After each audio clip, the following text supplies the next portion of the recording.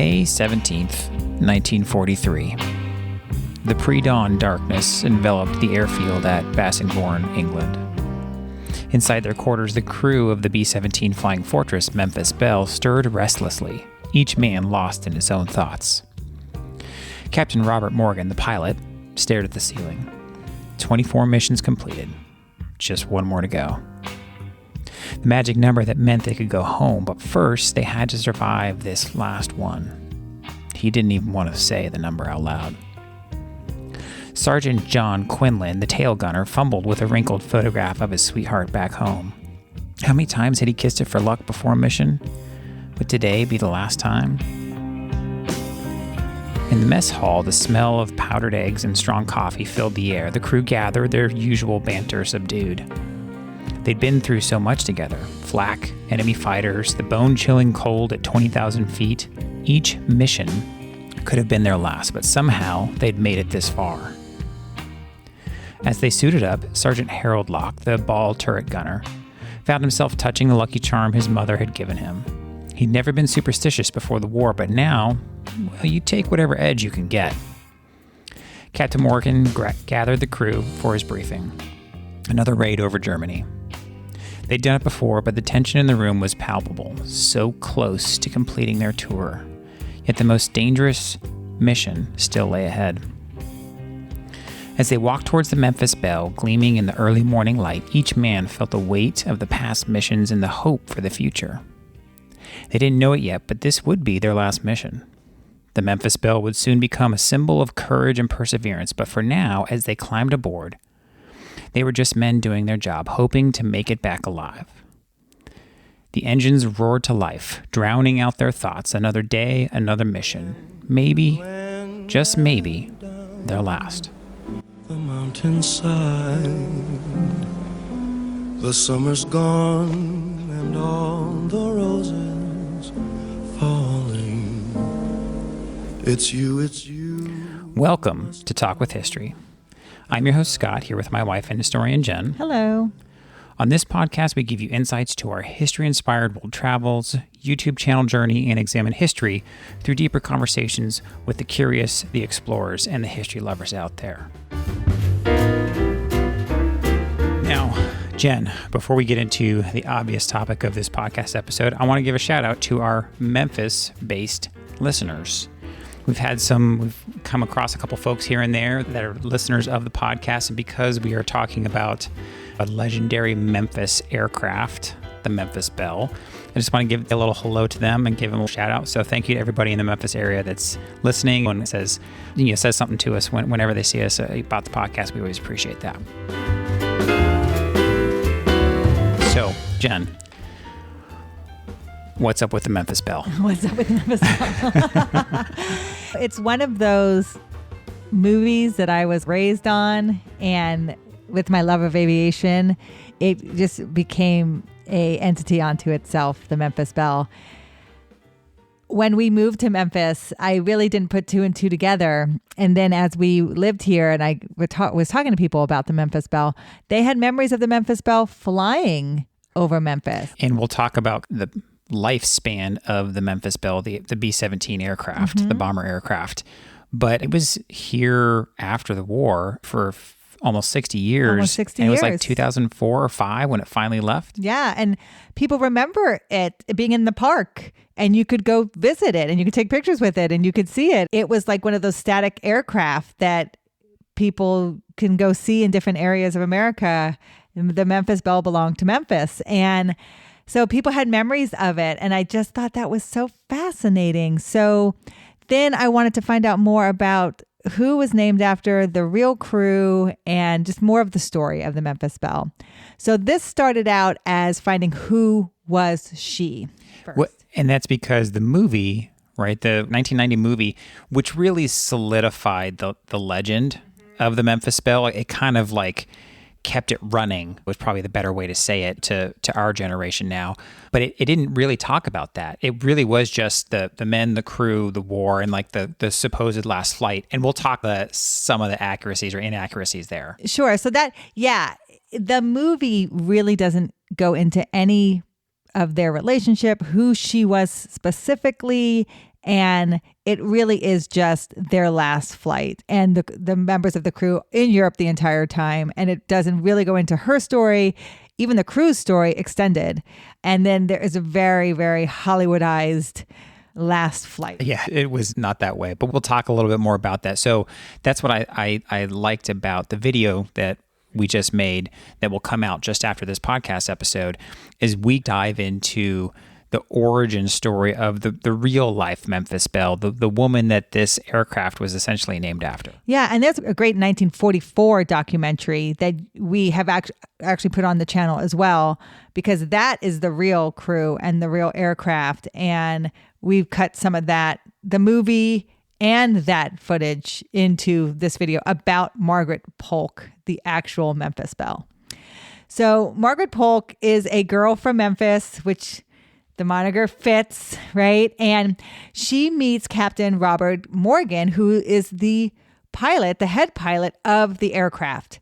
Now, we've done a whole episode on nose art. Most aircraft of World War II, if they are crew flown consistently, started to pick up these monikers that basically identified them with their crew.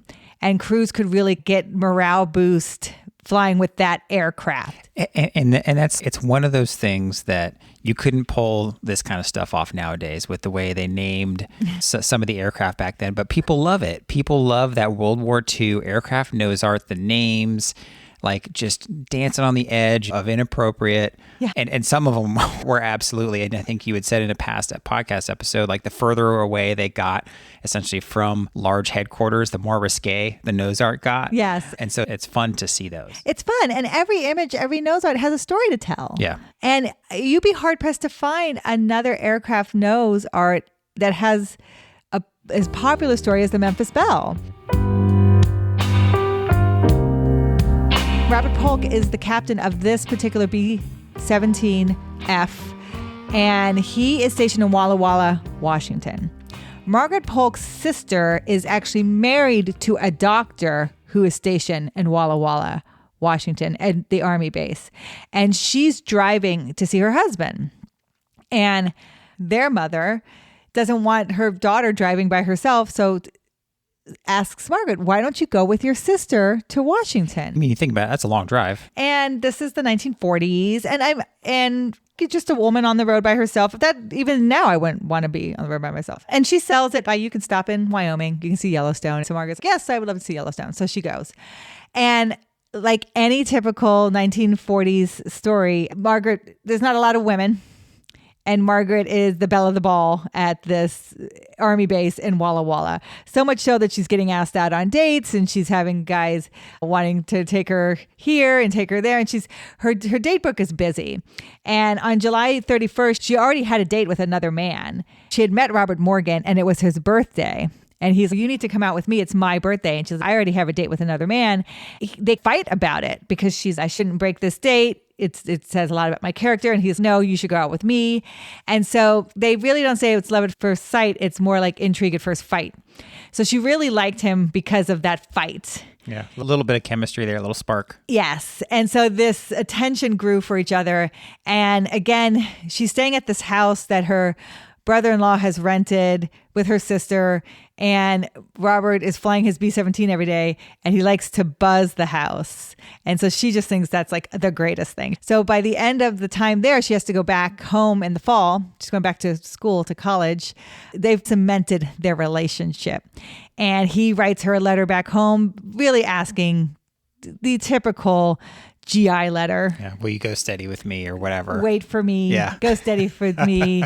I have no one to write to. Be my girl. And her mother said she would have known that was what was in the letter. She would have thrown it away. Yeah, she would have steamed it open and thrown it away. Yeah, I read that. But Margaret agrees. She's very smitten with him too. So then he's watching a movie with a friend of his. They're thinking of what to name their plane. A lot of planes are named by captains. You're going to get Enola Gay is Tibbet's mother. Like they're named by women or something personal to them. And the crew really it's a morale thing, right? They want their pilot to be the best and to fly this aircraft and save their lives when they need it. So they want them to have this connection to their aircraft. He was going to call it Little One, which was what his pet name was for Margaret. Oh, okay. But they had just seen this movie where the ship in the movie was called the Memphis Belle. Oh. And he's, what a great name. I think we'll name it the Memphis Belle. And again, when we talk about art at this time and nose art, this is when you get these big pinup images that are in, especially men's magazines at the time. This is like what men are fighting for, these beautiful young debutantes in kind of a personal moment, whether like their skirts flying up or something, or they're coming out of the shower or something intimate. And it really resonated so much with GIs. They would hang them on the walls and stuff because it was just like these iconic pictures of the women back home and what they're coming home to. So the crew chief, or the air crew chief of the Memphis Belle, wrote to Esquire, which is a men's magazine at the time, and he gave him the April 1941 issue, which had a pinup girl who's turned away on the phone. And that became the image of the Memphis Belle.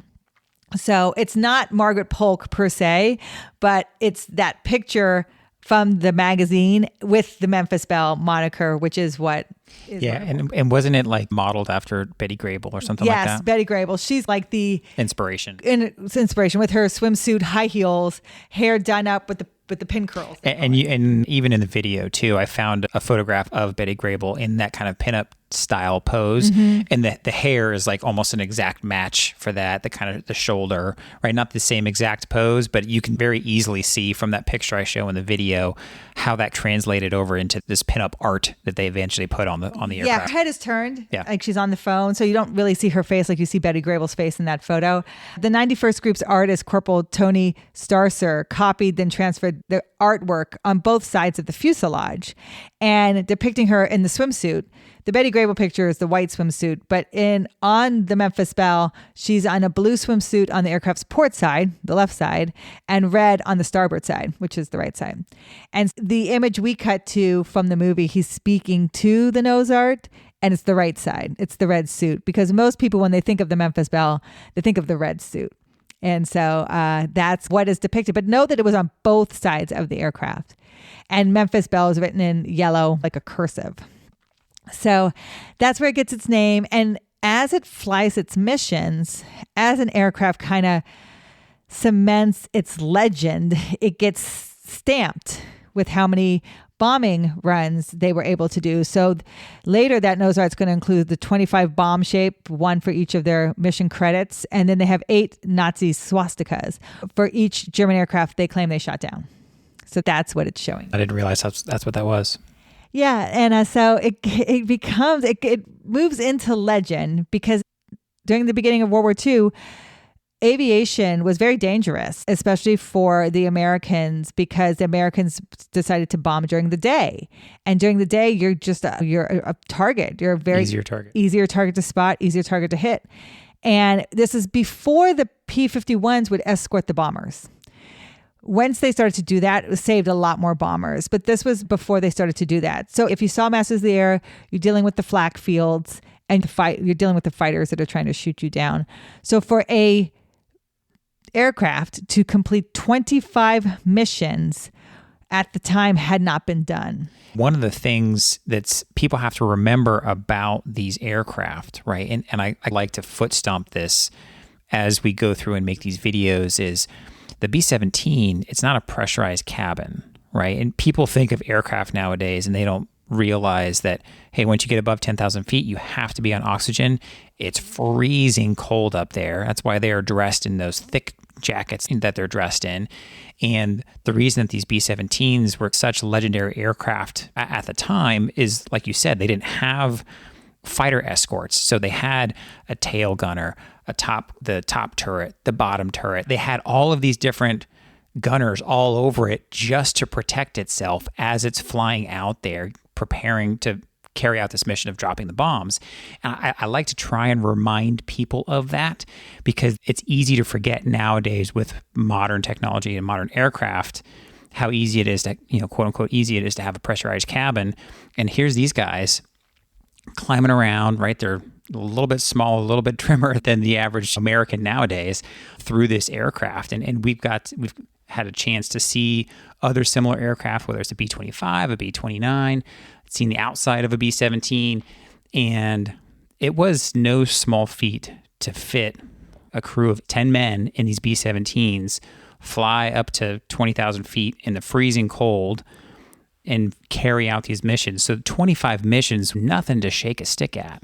Yes. And like you said, you think of guns all over this aircraft, nose, tail, top, bottom, and 4 per side. And so you have all these men doing this. So they're flying in formation and they're firing their guns, and you get caught up in a battle and you could hit someone by mistake, or things could jam. Flak could hit you. And like you said, at one point in the movie, which is also true in real life, it's -30 up here. Don't take off your gloves, right? Because they didn't realize it, how quickly you would freeze at that altitude.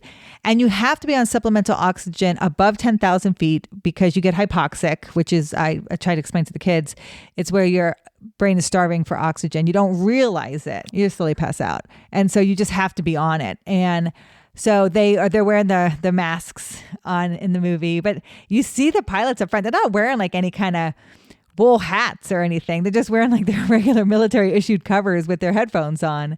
And yes, they're wearing the leather with the sheepskin, which is still reminiscent today. We get issued the leather jackets because of what they wore in World War II. But it's because for them it was essential. They were freezing.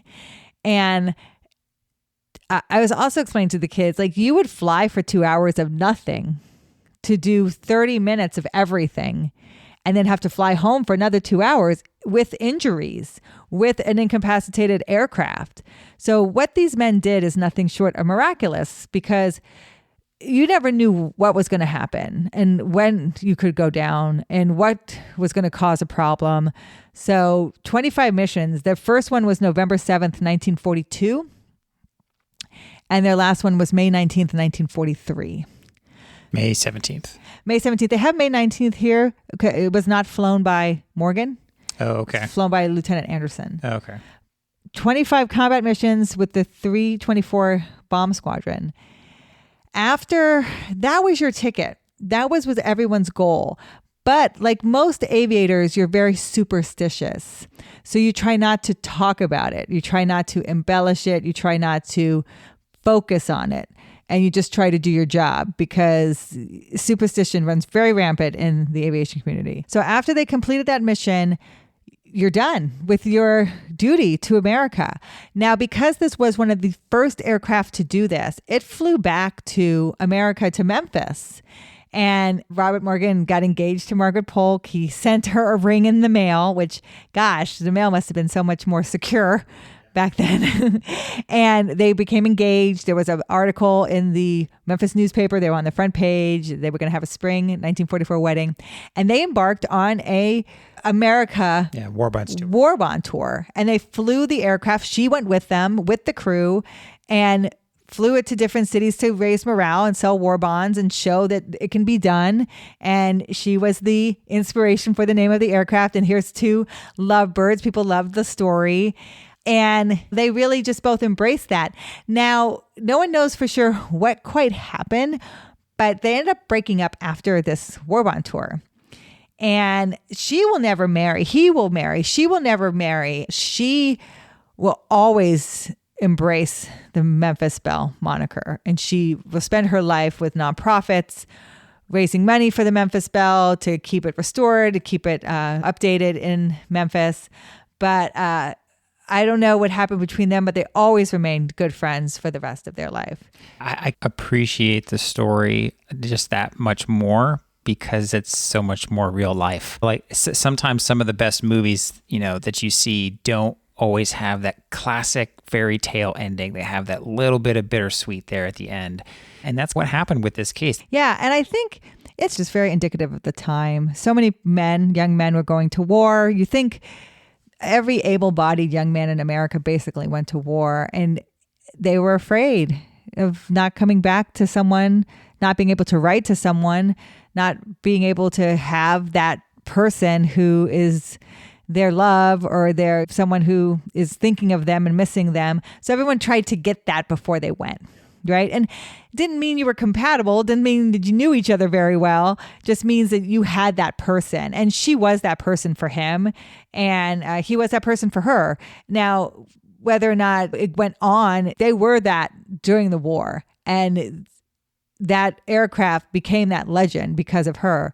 When people come home and then you're day to day, and who are you really? Since we never really got to know each other before, it's maybe things don't work out. And that's probably what happened in this case. But the Memphis Belle, I mean, it will always live in legend. It holds a little piece of the Southern heritage, the bell, like a Southern belle, and the Memphis, because of the city in the South. And then the picture is so quintessential pinup that it's one of those things that it's a perfect storm.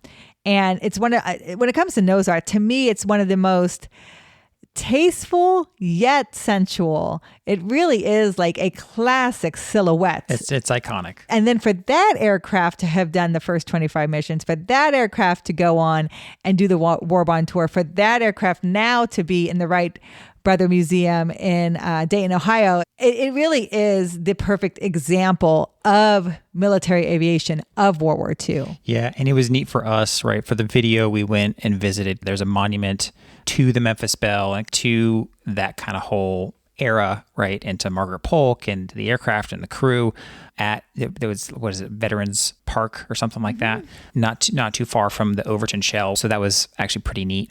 And then we went and visited her gravesite and saw kind of her family plot gravesite. So for the video, that was actually pretty neat to be able to do that. But just really learning more about the history of the Memphis Belle. And then we watched the movie just the other day with the kids. So it was pretty fun to dive into the history of this. It was. And I like that they have that in Memphis representing both her and the air crew, because both of them in their own right have something synonymous. We visited her grave. She's in Forest Hill Cemetery. She's buried with her family, Polk, and they claim to be relation to the 11th president. So it's two locations you can really see in Memphis to honor the story of the Memphis Belle. We talked a little bit about the movie and its accuracy. The thing about the movie is not all those things happened to the Memphis Belle, but they did happen to some B-17 at some point during World War II. If you haven't seen the movie, essentially they kind of they quote unquote Hollywoodized the last mission. It's very dramatic and things happen and people are shot and people are injured and this, that, and the other. And that wasn't actually how their last mission went. But to your point, that kind of encapsulated what a lot of other B-17 aircraft crew went throughout the war. Yeah, and even the crew, the characters are composites. They're not the actual names of the crew members, and they bear little resemblance to the actual crew, but they're composites of actual representatives of B-17 missions. And so you are getting a taste of what the B-17 did in World War II. It's not actually what the Memphis Belle did in World War II.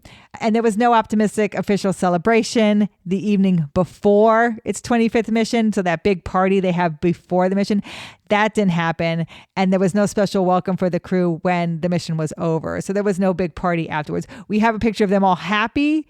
Yeah, there must have been a photographer there, yes, because there's an amazing picture that really captures the emotion of the crew. And it's literally the crew right after they landed, running away from the aircraft, kind of like running towards the camera. You can see these smile on their faces, and the one's getting ready to throw his cap up in the air. And it's just, you can tell they're just like running away, partly because they're trying to get away from the aircraft, right? There's this thing that represented all this danger, but all the success, as well as just their jubilation at completing their 25th mission. Yeah, so the two big parties you see in the movie are completely fictional, but that moment, that feeling for the crew is an actual thing that happened.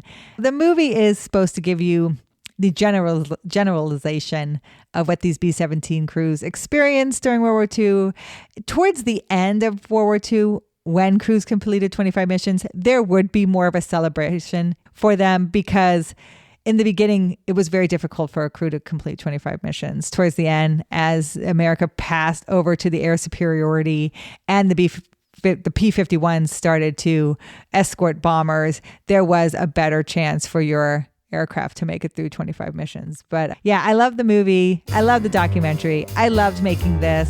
If there's anything we didn't hit or you have any other questions, please comment it. But I think you did a good job talking about Margaret Polk and the Memphis Belle. The Memphis Belle soared through the clouds, her engines humming a victorious tune. Inside the battered flying fortress, the crew sat in stunned silence. They'd done it. 25 missions completed, they were going home. Captain Morgan's hands trembled slightly on the controls, the adrenaline of combat slowly fading. He glanced at his co-pilot, Jim Verinis, who wore an expression of disbelief and joy. "We made it, boys." A cheer erupted from every corner of the aircraft. In the tail, John Quinlan wiped away a tear. He'd survived. He'd see his girl again. Harold Locke emerged from his ball turret, grinning from ear to ear, his lucky charm clutched tightly in his fist. As the coast of England came into view, a lump formed in each man's throat. They'd left these shores 25 times, never knowing if they'd return. Now they were coming back for the last time, the 25th time. They could say that number now without whispering. 25 missions. The landing gear touched down with a screech and the Memphis Belle rolled to a stop. For a moment, no one moved. Then, as one, they began to laugh, to cry, to embrace each other. They climbed out onto the tarmac, legs shaky, faces smeared with sweat and grime. A crowd had gathered, mechanics and other air crews, base personnel. Some started to clap, and soon the applause swelled to a roar, at least for those crew. Captain Morgan stood before his aircraft, his crew around him. They were no longer just men, they were legends. The Memphis Belle had brought them home one last time. As the small celebration began, each man silently said a prayer for those who hadn't made it. They had survived, but the war wasn't over. For now, though, they allowed themselves to savor this moment of triumph, of survival, of hope. And I must buy.